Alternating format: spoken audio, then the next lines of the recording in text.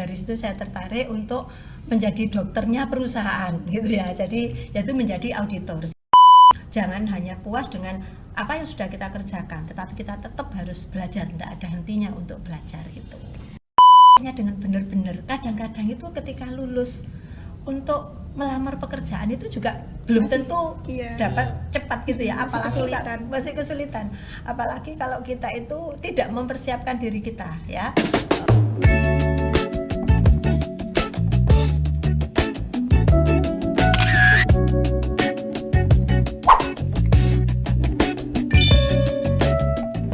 Selamat datang di Stakeholder on Spotlight episode pertama.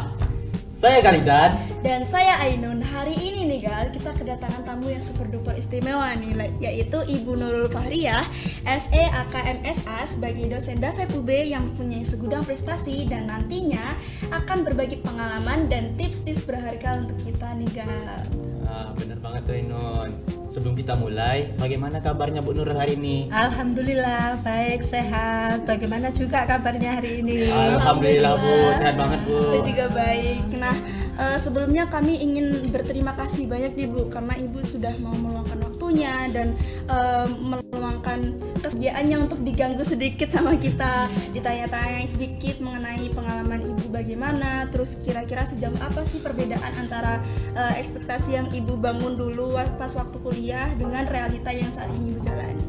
Oke, siap. Baik Bu, Ya. saya izin langsung mulai pertanyaan pertama. Silakan. Ya Bu. Nah, berdasarkan pengalaman Bu Nurul, hal apa yang melatar belakangi Ibu untuk berkarir di bidang akuntansi? Mungkin Ibu bisa cerita sedikit dari pengalaman Ibu pribadi. Oke, baik.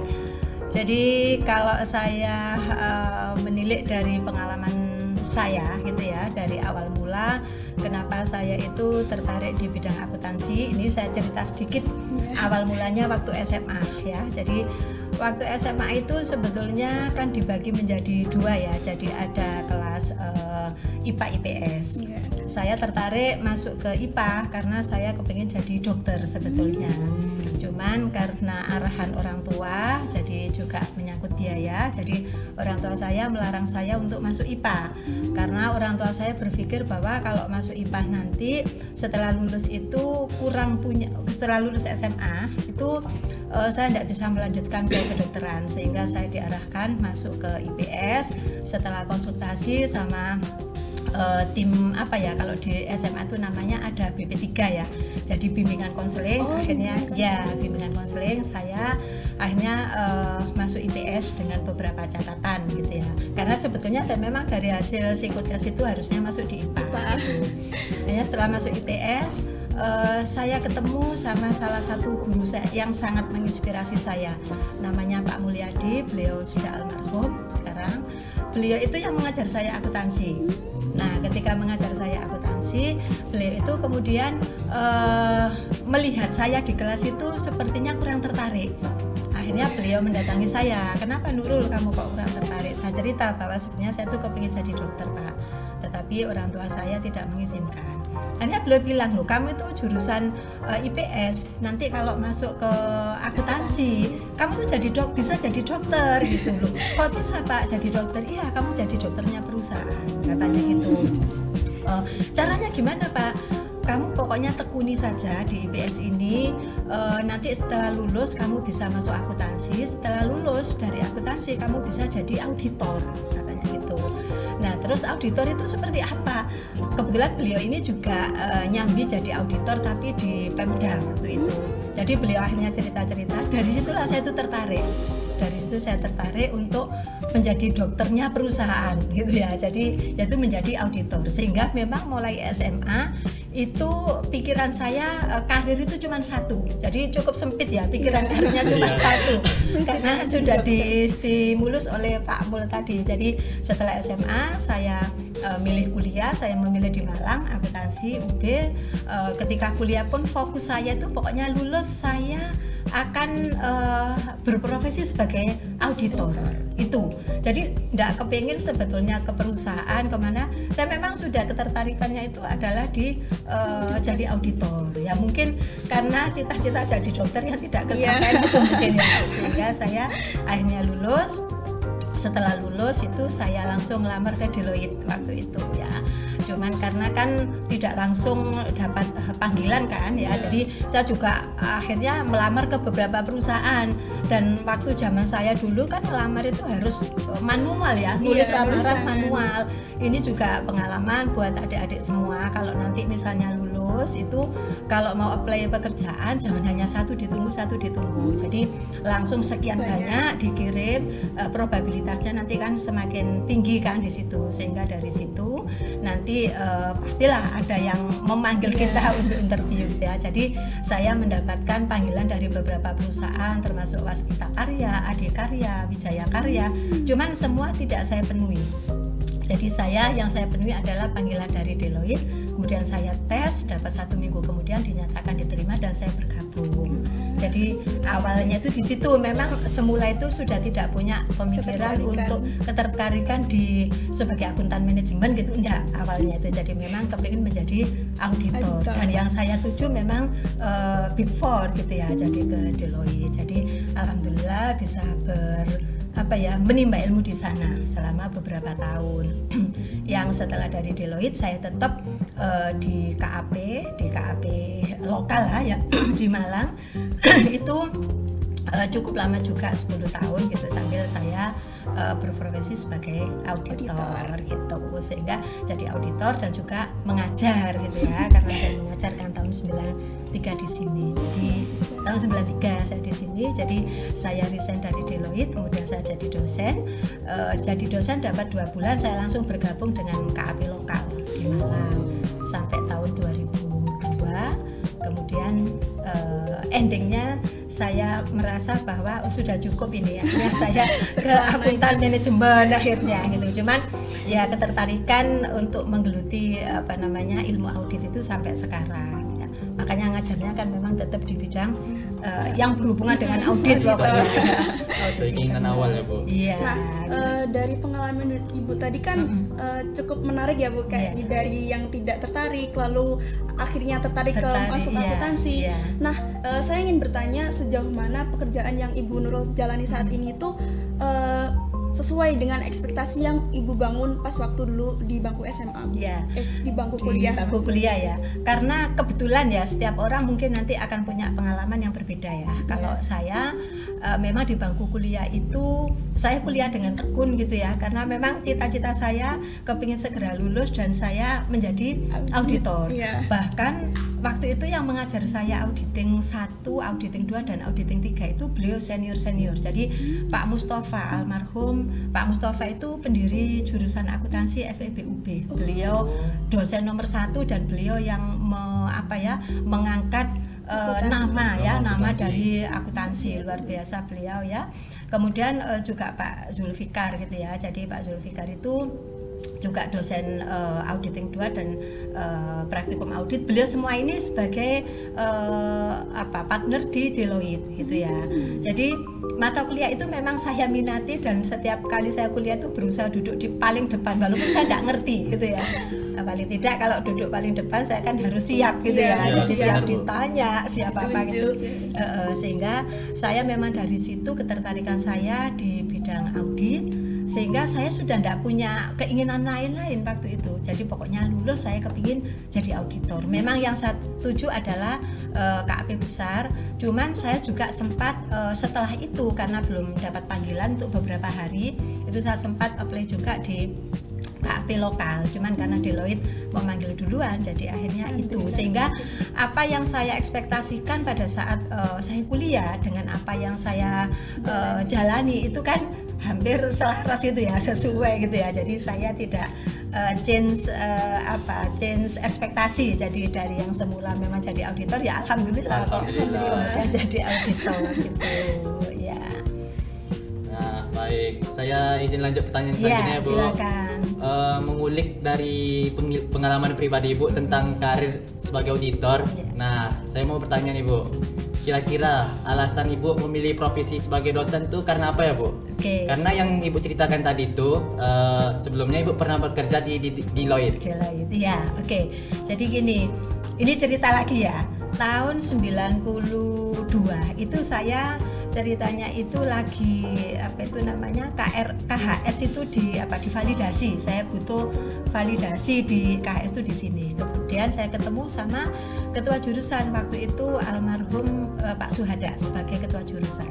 Kita dipanggil karena dulu itu kan mahasiswa itu kan tidak sebanyak sekarang ya. Iya, jadi benar, praktis dosen itu banyak mengenal mahasiswa. Saya dipanggil waktu itu lokasi jurusan itu masih di gedung dekanat lama itu di lantai 1. Dipanggil, Nurul, kamu tidak tertarik jadi dosen itu? Waduh Pak, saya sudah seneng kerja di Deloitte. Kenapa? Karena ya saya kayak rekreasi, karena kan audit kemana-mana, pergi kemana-mana gitu ya. Saya kan hobi traveling juga gitu. Loh, kamu nggak apa-apa nanti jadi dosen, tapi kamu tetap bisa menjadi auditor gitu. Akhirnya saya diminta untuk melamar gitu. Akhirnya saya melamar waktu itu dan melalui proses ya macam-macam ya panjangannya saya dinyatakan diterima. Nah, diterima di sini itu bulan Juni, saya mulai mengajar itu bulan Agustus, terus bulan September saya bergabung dengan KAP lokal di sini. Jadi dunia audit tidak saya tinggalkan gitu ceritanya. Saya pikir karena kan mengajar itu juga profesi yang mulia ya. Jadi saya juga bisa sharing dengan mahasiswa tentang pengalaman saya juga bisa belajar dari mahasiswa gitu. Nah, dari pengalaman Ibu tadi, menurut Ibu keterampilan apa aja sih yang penting untuk dimiliki mahasiswa saat ini yang ingin lanjut ke dunia pekerjaan yang Tidak spesifik jadi auditor ya. Iya. Tidak spesifik. Jadi gini Mbak, memang era di zaman saya dengan saat ini tuh kan sangat berbeda. Pada saat saya kuliah itu tidak ada internet ya. Kita itu belajar itu betul-betul ya dari buku dan kemudian dari dosen di kelas. Kemudian kita kadang-kadang membentuk mini group untuk diskusi gitu ya. Buku pun tidak segampang sekarang untuk kita bisa dapatkan. Kadang-kadang kepingin buku asli itu harus pesen dulu gitu ya, untuk beberapa lama bukunya baru datang, satu buku dipakai berbanyak karena kita patungan belinya. Nah, kalau sekarang itu kan eranya sudah sangat berbeda ya. Jadi saya sih berharap mahasiswa-mahasiswa yang sekarang itu gitu ya, karena cara untuk belajar ilmu pengetahuan itu kan sangat mudah sekarang itu. Semua fasilitas mendukung, teknologi itu sangat mendukung, sehingga jangan hanya belajar itu pada bidang yang memang menjadi jurusan di departemen kalian. Misalnya kalian kan belajar tentang jurusannya akuntansi. Kan akuntansi itu sekarang tuntutannya kan juga tidak sekedar kita mendebit kredit gitu kan ya. Tapi menurut saya ada baiknya misalnya kalian itu juga belajar hal-hal yang berbau teknologi. Contohnya sekarang kita tidak bisa menafikan lagi tentang digital ya. Jadi misalnya kalian tuh bisa belajar tentang digital marketing, karena jadi akuntan sambil kita jualan produk kan juga tidak ada masalah gitu ya. Benar. Kemudian sekarang saya lihat itu anak-anak itu mulai SD itu sudah ada yang belajar coding. Ya, sudah ada yang belajar coding walaupun itu cukup sederhana, yang simple gitu ya. Itu kalian juga bisa melakukan belajar tentang itu gitu ya. Jadi tidak hanya tentang ilmu yang diajarkan di bangku kuliah, tapi kalian sedikit agak melenceng sedikit, tetapi itu nanti untuk mendukung karir kalian gitu ya. Tentunya yang menjadi bidang kuliah kalian itu tetap harus ditekuni. Misalnya kalau kalian tuh sudah mendapat mahasiswa itu sudah mendapatkan perpajakan, itu jangan hanya berhenti di situ, tapi dikembangkan nanti dengan mengikuti brevet pajak. Nah, itu nanti setelah lulus itu value-nya akan sangat-sangat membantu si lulusan ini atau alumni ini untuk mendapatkan suatu pekerjaan. Karena pasti nanti perusahaan itu ketika meng-hire karyawan itu dilihat dia tuh punya kemampuan apa ya. Komputer sudah tidak bisa disepelekan lagi gitu ya. Jadi harus seperti itu. Jadi jangan hanya belajar yang memang sudah formal, tetapi kalian juga harus belajar hal-hal yang sekarang teknologi itu wajib menurut saya. Dan kalau saya lihat ada beberapa perusahaan yang memang mereka itu ada program semacam memberikan beasiswa, kursus-kursus yang gratis itu ya online semua. Jadi bisa 2 bulan, yang saya tahu itu boleh nyebut nama perusahaan gitu ya. Enggak perlu, tapi ada beberapa perusahaan besar itu BUMN yang memberikan kursus gratis kerjasama dengan lembaga tertentu yang berhubungan dengan teknologi kayak digital marketing, kayak coding itu ada. Jadi nanti mahasiswa harus yang memang proaktif untuk mencari informasi-informasi seperti itu gitu ya. Karena itu untuk menunjang profesinya di karirnya dia di masa yang akan datang gitu. Jadi memang soft skill dan hard skill di sini memang harus berjalan beriringan. Betul ya. Jadi kalau misalnya terkait dengan soft skill, kemampuan berkomunikasi itu sangat penting ya. Jadi skill of communication. Jadi jangan hanya kita itu menguasai bidang ilmu yang kita geluti, tetapi juga soft skillnya itu harus ya, cara berkomunikasi itu bagaimana. Karena nanti ketika lulusan ini melamar suatu pekerjaan kan pasti juga berhadapan dengan personalia gitu ya. Itu sangat penting. Jadi itu kan bisa dipelajari secara otodidak. Sekarang sudah ada banyak media online, kalian bisa belajar dari YouTube gitu ya. Dipraktekkan sendiri aja. Kita bercermin di depan cermin seolah-olah yang dicermin itu adalah lawan bicara kita gitu. Jadi kita tanya sendiri, dijawab sendiri gitu nanti. Itu salah satunya komunikasi. Bahkan memang dulu saya pernah memberikan saran kepada departemen supaya anak-anak yang sudah semester akhir itu dibekali dengan masalah kepribadian gitu ya, kemudian masalah komunikasi. Pernah itu dipanggilkan di programnya John Robert Power itu kan, mereka memang spesialis di masalah seperti itu gitu ya. Jadi sikap perilaku itu sangat penting. Jadi pinter saja itu tidak cukup ya. Makanya soft skill, hard skill itu dua-duanya itu harus dipelajari ya, bisa dipelajari dan itu harus diseimbangkan gitu. Ya. Nah, baik Bu, saya ingin bertanya lagi nih Bu Ya, tentang boleh. pengalaman kerja Ibu. Nah, apakah tantangan yang Ibu hadapi saat pertama kali kerja di bidang akuntansi? Nah, bagaimana cara Ibu menghadapinya? Oke. Jadi tentunya dunia kampus, dunia kuliah dengan dunia praktek itu tidak sama ya. Apalagi kalau sekarang itu sudah bagus, kita kan ada yang namanya kuliah itu project base, ada case base, itu sudah lebih mendekatkan mahasiswa itu dengan dunia industri gitu ya. Tapi kalau zaman saya dulu mungkin kan tidak seperti sekarang gitu ya. Jadi memang kita harus mampu secepatnya untuk beradaptasi dengan lingkungan kerja. Awal-awal saya kerja di Deloitte itu ya langsung saya dilibatkan dalam satu tim perikatan audit itu, dengan satu tim disuruh mempelajari working paper tahun lalu. Ya sebenarnya terus terang dalam hati saya ini gumun itu heran gitu ya. Oh kayak gini ya gitu. Seolah-olah ada perbedaan antara dunia akademisi dengan dunia praktek, karena betul-betul kan saya mendapatkan praktikum audit itu kan 1 semester gitu ya, 1 semester, dan itu kan ya untuk tataran mahasiswa gitu kan ya. Jadi ketika di dunia praktek memang itu ada perbedaan, tapi kita ini harus secepat mungkin beradaptasi. Saya rasa karena hal itu menjadi kebiasaan nanti di pekerjaan itu, saya rasa tidak ada kesulitan untuk beradaptasi dan tetap harus terus improve pengetahuan. Karena apa? Karena sekarang tuh regulasi itu secepat itu mengalami perubahan gitu ya. Contohnya yang yang baru-baru ini masalah Cortex gitu ya. Yang sampai akhirnya SPT pribadi dari 31 Maret kemarin kan diperpanjang sampai 30 April. SPT untuk perusahaan yang 30 April diperpanjang sampai 31 Mei ya. Jadi kita harus adaptasi. Waktu kuliah kan kita tidak diajarkan itu gitu kan. Jadi harus ilmu Cortex di kuliah juga belum diajarkan, memang belum ada gitu kan. Jadi nanti ketika di dunia kerja kita harus cepat beradaptasi, kita harus selalu improve pengetahuan kita gitu ya. Jadi kita asah terus. Jadi jangan hanya puas dengan apa yang sudah kita kerjakan, tetapi kita tetap harus belajar, tidak ada hentinya untuk belajar gitu. Berarti memang mahasiswa itu harus berkelana ya Bu ya, betul, iya.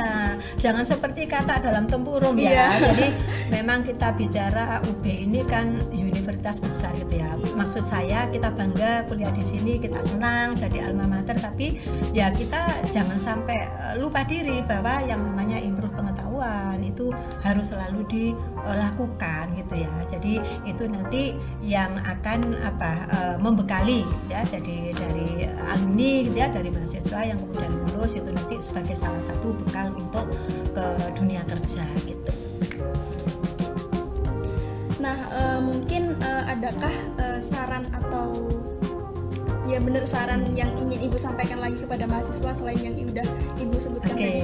Iya. Jadi gini ya, saya pesan kepada semuanya gitu ya. Pokoknya kuliah itu bersungguh-sungguh, intinya itu ya. Jadi saya itu sering menganalogikan, mungkin yang mahasiswa saya pernah mendengar. Jadi orang arif itu bisa celaka, tidak arif badan binasa. Orang yang hati-hati, orang yang kuliahnya dengan benar-benar, kadang-kadang itu ketika lulus untuk melamar pekerjaan itu juga belum tentu dapat cepat gitu ya, apalagi masih kesulitan. Apalagi kalau kita itu tidak mempersiapkan diri kita ya. Persaingan sekarang sudah sedemikian kompleks ya, sedemikian banyak gitu ya, sehingga kuliah bersungguh-sungguh, tekuni semua ilmu pengetahuan yang didapatkan selama proses kuliah itu, dan jangan lupa untuk mengembangkan pengetahuan ya. Jadi belajar yang banyak, karena mahasiswa itu enak loh. Mahasiswa itu kan tidak mikir kerja ya. Pokoknya janjian sama mahasiswa, kuliner nyoba kemana, tapi jangan lupa tugas utamanya adalah belajar. Tugas utamanya adalah belajar gitu ya. Dan jangan hanya belajar pada yang memang normatif, tapi pelajari yang lain-lainnya juga. Karena gini, sama-sama punya waktu 24 jam ya. Saya yang lainnya juga punya waktu 24 jam. Waktu 24 jam itu coba dimetrik ya. Saya itu berapa jam belajar, saya itu berapa jam tidur, saya itu berapa jam kuliah, saya itu berapa jam berorganisasi, saya berapa jam ya mencari hiburan gitu ya. Nanti coba dicek, sisa waktu yang ada itu adalah waktu yang mungkin kita sia-sia. Kita pegang handphone tapi untuk sesuatu yang tidak bermanfaat. Nah, itu gangguan menurut saya ya, gangguan yang mesti harus kita skip gitu ya. Jadi bukan berarti kita tidak boleh untuk bersosialisasi dengan yang lainnya lewat handphone gitu ya, tapi mesti harus diukur mana yang tidak manfaat, skip aja, dibatasi gitu ya. Berarti jangan cepat puas dengan hal yang kita dapatin ya, Bu. Betul. Harus ya. menggali lebih dalam lagi. Berkelana. Apalagi dengan perkembangan zaman saat ini ya, Bu. Betul ya. Jadi yang didapatkan di bangku kuliah saat ini, misalnya kalian ini tahun depan lulus gitu ya, belum tentu sama nanti dengan tahun depan gitu ya.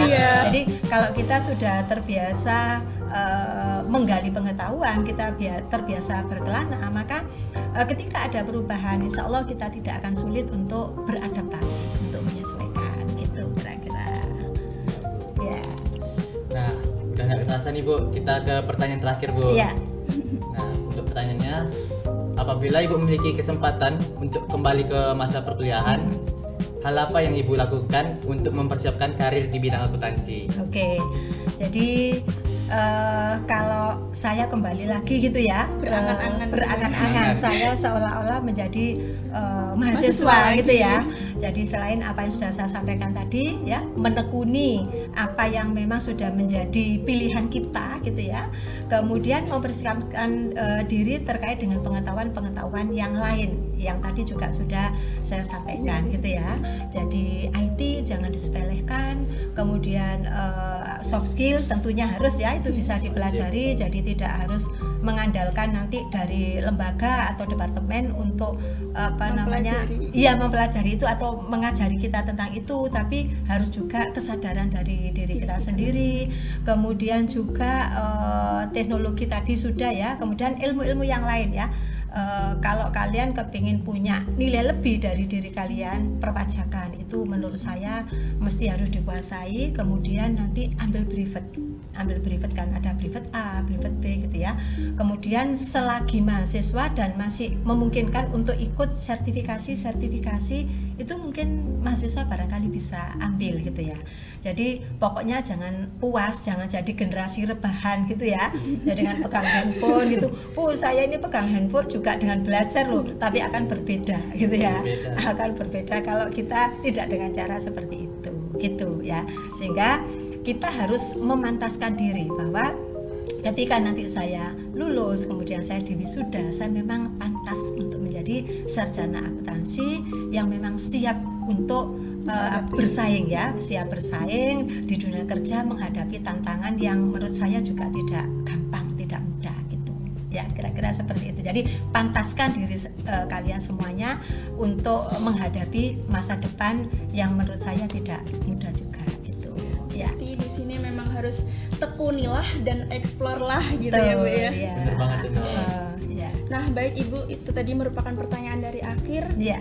Terakhir dari kami, terima kasih banyak atas waktu yang Ibu Sama-sama. Ya, berikan. oke.